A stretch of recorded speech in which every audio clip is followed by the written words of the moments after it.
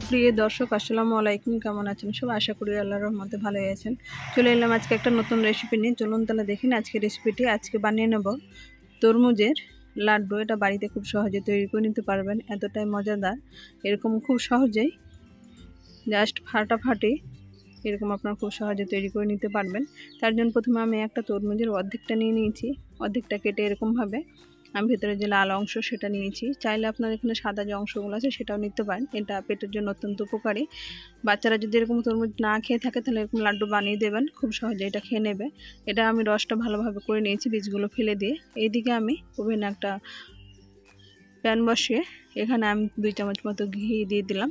ঘিটা ভালোভাবে গরম হয়ে গেছে। এখন যে রসটা করে রেখেছিলাম তরমুজে, সেই রসটা দিয়ে দিলাম। এখানে মোটামুটি 1 বাটি মতো আমার রস হয়েছে। তরমুজটা বেশ মিষ্টি আছে। এখন এই মিষ্টিটা দিয়ে আমি লাড্ডুটা তৈরি করে নেব। এখন 4টে এলাচ এখানে থেতো করে গুঁড়ো করে নিয়েছি, একটু ভেজে নিয়ে এটা গুঁড়োটা দিয়ে দিলাম। ফ্লেভারটা কিন্তু খুব সুন্দর আসে লাড্ডুর মধ্যে। আর হাফ কাপ মেজারমেন্ট কাপের হাফ কাপ আমি সুজি দিয়ে দিলাম। সুজিটা আগে থেকে আমার ভেজে রাখা আছে। সুজিটা কিন্তু আমি একেবারে দিচ্ছি না, অল্প অল্প করে দেবো। আর এরকমভাবে অনবরত নাড়তে থাকবো। এরকমভাবে সুজিটা দিতে দিতে কিন্তু ঘন হয়ে যায়, যেহেতু এখানে এক্সট্রা কোনো আমি দুধ কিংবা জল ব্যবহার করিনি। এই রসটা দিয়ে আমি লাড্ডুটা তৈরি করে নেব। তাই আমি দুটোরই টেস্টটা ভালো নিয়ে আসবো। আমি এক্সট্রা কোনো দুধ কিংবা জল ব্যবহার করিনি। এখন মেজারমেন্ট কাপের 1 কাপ হাফ কাপ এখানে চিনি নিলাম। যে কাপে সুজি নিয়েছি সেই কাপে হাফ কাপ আমি চিনি দিয়ে দিলাম। এখানে চিনির পরিমাণটা আপনার কম বেশি করে নেবেন, যেমন মিষ্টি খাবেন সেই হিসেবে দেবেন।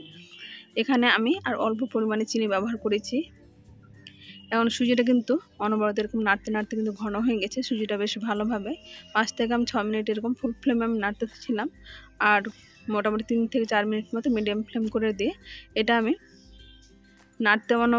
নাড়তেছিলাম অনবরত এরকমভাবে মোটামুটি 2 চামচ মতো। আর এখন আমি ঘি দিয়ে এটা নাড়তে আছি এরকমভাবে।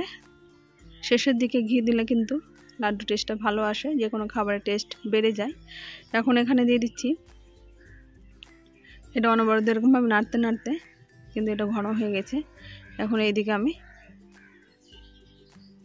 এখানে গুঁড়ো পাউডার দুধ আমি এখানে মোটামুটি 5 থেকে 6 চামচ গুঁড়ো করা আছে, সেটা এখন দিয়ে দিলাম। এটা দিলে গুঁড়ো পাউডার দুধ দিলে কিন্তু টেস্টটা বেশ ভালো আসে।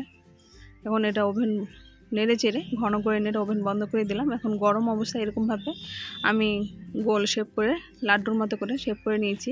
এখন হাতের মধ্যে এটা আমি ঘি মাখিয়ে নিয়ে হাতে এখানে তেল কিংবা ঘি যে কোনো কিছু মাখিয়ে নিলে শেপটা বেশ ভালো আসে এবং উপরের দিকে একটা চিকমিকে ভাব আসে, বেশ গ্লেজি। সেটার জন্য আমি ঘি লাগিয়ে এরকমভাবে আমি গোল শেপ করে তৈরি করে নিলাম। লাড্ডুর পরিমাণ শেপটা আপনার নিজেদের পছন্দ মতো ভাবে তৈরি করে নেবেন, ছোটো কিংবা বড়। খুব সহজে তৈরি হয়ে গেছে তরমুজের লাড্ডু। আমার রেসিপিটি কেমন লাগলো আপনারা অবশ্যই কমেন্ট বক্সে কমেন্ট করবেন। আমার চ্যানেল নতুন বন্ধু হয়ে থাকেন তাহলে সাবস্ক্রাইব করে পাশে থাকা অনুরোধ রইল, পাশে থাকা বেল আইকনটি প্রেস করে দেবেন। তাহলে যখন কোনো ভিডিও আপলোড দেবো সর্বপ্রথম নোটিফিকেশন পেয়ে যাবেন। আজ তাহলে এই পর্যন্ত, ফিরে আসছে নতুন